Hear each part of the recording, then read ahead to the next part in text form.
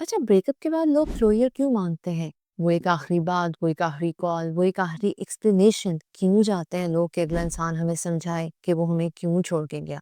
हमारी गलती क्या थी? हम में क्या कमी थी? हमने किस पॉइंट पे उसको किस तरह से हर्ट किया?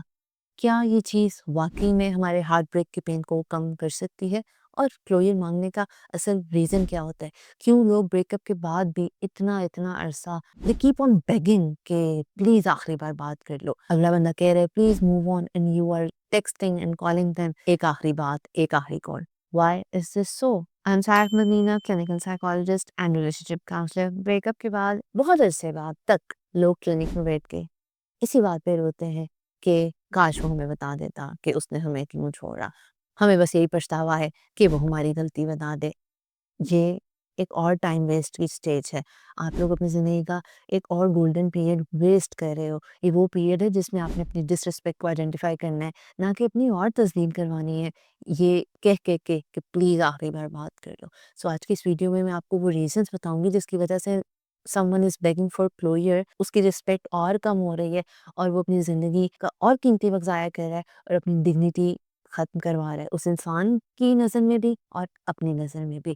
और इन रीज़न्स को समझ के शायद कोई इंसान अगर इस गलती पे है तो वो रुक जाए। इस वीडियो को एंड तक देखिएगा ताकि आपको सारे रीज़न समझ आएँ और इसको शेयर ज़रूर कीजिएगा उन लोगों के साथ अगर कोई आपका दोस्त इससे गुज़र रहा है और वो किसी की मिन्नतें कर रहा है उस आखिरी बात और उस आखिरी कॉल के लिए। नंबर 1 रीज़न इज़ अपने उन सवालों का जवाब देना जिसके बारे में इंसान सोचता है कि शायद उस जवाब के बाद उसकी पेन कम हो जाएगी। मेरी क्या गलती थी? मुझ में क्या कमी थी? मेरे में ऐसी क्या कमी थी जिसकी वजह से आप हर्ट हुए? दूसरे में ऐसी क्या खूबी है जिसकी वजह से आप उससे अट्रैक्ट हुए? इंसान को लगता है कि इन सवालों के जवाब अगर उसे मिले तो उसकी पेन कम हो जाएगी।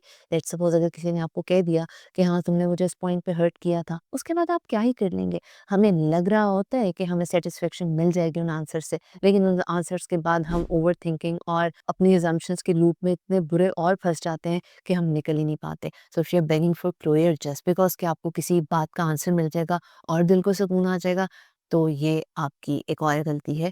सो do not beg for closure just because कि आपको अपने सवालों के जवाब चाहिए और इसके बाद मैं आसानी से मूव ऑन कर पाऊँगा। ऐसा बिल्कुल भी नहीं है। एक और रीज़न है इमोशनल वैलिडेशन। लोगों को अपने इमोशंस की वैलिडेशन चाहिए होती है ब्रेकअप के बाद भी। जैसा कि अगर कोई इंसान ये पूछना चाह रहा होता है कि मेरे में क्या गलती थी, तो वो ये एक्सपेक्ट कर रहा होता है या ये आंसर कि नहीं आप में कोई गलती नहीं थी, मुझे पता है आपके इमोशंस बहुत वैलिड थे, मेरा ही दिल किसी और पे आ गया था या मैं ही बहुत ज़्यादा लॉयल नहीं था। इंसान को लग रहा होता है कि मेरे इन सवालों के जवाब मेरे मुताबिक मुझे मिलेंगे, मेरे इमोशंस की वैलिडेशन मुझे मिलेगी, मुझे ये तसल्ली हो जाएगी कि मैं उस रिलेशनशिप में बहुत इन्वेस्टेड था या थी और उसके बाद मुझे सुकून आ जाएगा। ये भी एक और गलती है कि शायद हमें हमारे इमोशंस की वैलिडेशन मिलने के बाद हमारे इमोशंस की अगर वैलिडेशन हमें मिल जाएगी तो हम आगे मूव ऑन कर जाएँगे। इससे कुछ भी नहीं होगा। This emotional validation or your required answer could be another lie और इससे कोई फ़ायदा नहीं होगा और आप सिर्फ़ एक और मिन्नत करते रह जाओगे कि प्लीज़ मुझे जवाब दे दो। तो अगला इंसान आप जान छुड़ाने के लिए कह ही देगा ना कि हाँ, हाँ, तुम बिल्कुल ठीक थे, मैंने ही गलती की थी और something like that. So this emotional validation could be of no use जबकि आपको पता लग चुका है कि आपकी डिसरिस्पेक्ट काफ़ी ज़्यादा हो चुकी है इस रिलेशनशिप में, तो आपने अपनी सेल्फ रिस्पेक्ट का ख़्याल खुद करना है। Number 3 is fear of letting go. उन्हें कंप्लीटली छोड़ देने का या अपनी ज़िंदगी से चले जाने का गम जो है, वो आप नहीं बर्दाश्त कर पाते और आप चाह रहे होते हो कि आप उनसे बात करते रहो। बिकॉज़ क्लोज़र की एक आखिरी कॉल, एक आखिरी मुलाकात इस चीज़ का सिग्नल होता है कि आपका रिलेशनशिप एंड अप हो जाता है, लेकिन बहुत से लोग इसको होप के तौर पे भी यूज़ करते हैं। लाइक अगर रिलेशनशिप उस तरह से नहीं रहा, तो शायद हम फ्रेंडशिप ज़ोन में रहें या चलो अगर रिलेशनशिप नहीं रहा तो मे बी हमें उनके साथ इन कॉन्टैक्ट रह के उनकी इन्फॉर्मेशन मिलती रहे और हमें तसल्ली मिलती रहे। हमें ये लग रहा होता है कि हम इससे अपना क्लोज़र माँग के तसल्ली हासिल कर लेंगे और हील अप कर जाएँगे, बल्कि ये एक और हमारी गलती होती है कि हम हील अप नहीं कर पाते और क्लोज़र से डर रहे होते हैं और रिलेशनशिप को ऑफ़िशियली एंड नहीं करना चाह रहे होते। Next is hope for reconciliation. आपको लग रहा होता है कि क्लोज़र माँग-माँग के एक आखिरी कॉल, एक आखिरी मुलाकात, एक आखिरी टेक्स्ट माँग के आप अपनी उम्मीद बढ़ाते हो या वो चांसेस पैदा करने की कोशिश करते हो कि शायद कोई उम्मीद निकल आए, शायद वो इंसान अपनी ज़िंदगी में शामिल कर ले, शायद आपको पता लग जाए कि वो अभी भी अकेला है तो आप अपनी मोहब्बत उसके दिल में दोबारा पैदा कर लें या पुरानी किसी मेमोरी और उन सारी चीज़ों को रिकॉल करवा के दोबारा उसके दिल में अपनी मोहब्बत उजागर कर लें। आई होप सो मैंने ठीक वर्ड इस्तेमाल किया है। तो ये सारी चीज़ें और सारी कोशिशें बिल्कुल नाकाम है। ये कोई ड्रामे की एपिसोड नहीं है कि आपने वीकली रिकन्सिलिएशन के लिए क्लोज़र की एक एपिसोड करनी है। मतलब लाइफ़ है भई आपकी, आप क्यों क्लोज़र माँग रहे हो सिर्फ़ इस होप पे कि शायद वो इंसान आपको दोबारा ज़िंदगी में शामिल कर ले, आपको उसकी अपडेट मिलती है कि वो भी सिंगल है, तो आप बार-बार, बार-बार कोशिश कर रहे हो। दिस इज़ एन अदर क्या होपलेस एक्शन है बस कि आप ऐसे ही उसके तरले कर रहे हो कि प्लीज़ बात कर लो, बात कर लो।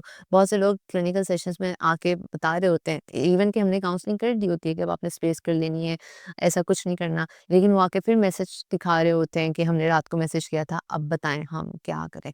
सो ये जो एक होपलेस उम्मीद है कि शायद वो हमें दोबारा अपनी ज़िंदगी में शामिल कर लेंगे, you are giving them another reason to disrespect you and your emotions. So you need to wake up. Closure के पीछे भागना अपने आप को मज़ीद ब्रोकन फ़ील करवाने के मुतरादिफ है। आप अपने आप को एक ऐसे वर्ज़न की तरफ लेके जा रहे हो, जिसके बाद आप अपनी नज़र में भी और बुरा फ़ील कर रहे होते हो कि भई अब हम आखिरी बात करने के लिए भी तरले कर रहे हैं और वो इंसान हमें इतनी सी भी वक़्त नहीं दे रहा।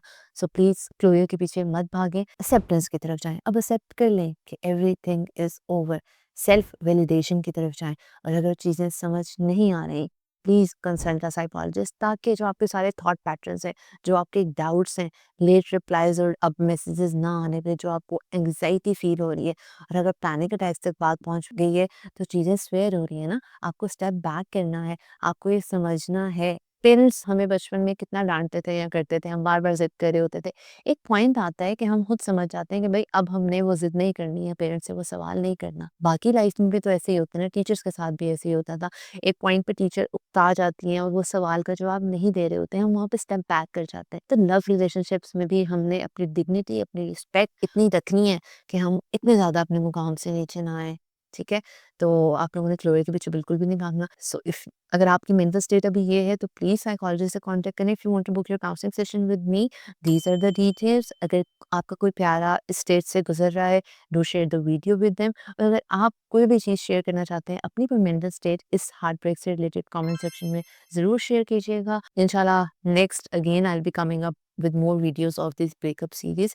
सो आई होप सो जो लोग सारे इनबॉक्स में सवाल कर रहे होते हैं कि दिल टूट गया, आप भी प्लीज़ हेल्प बताएँ क्या करें? So these videos and this heartbreak series would be helpful enough for you. अपना बहुत ज़्यादा ख्याल रखिएगा. Soon I'll be coming up with my next video. अल्लाह हाफ़िज़.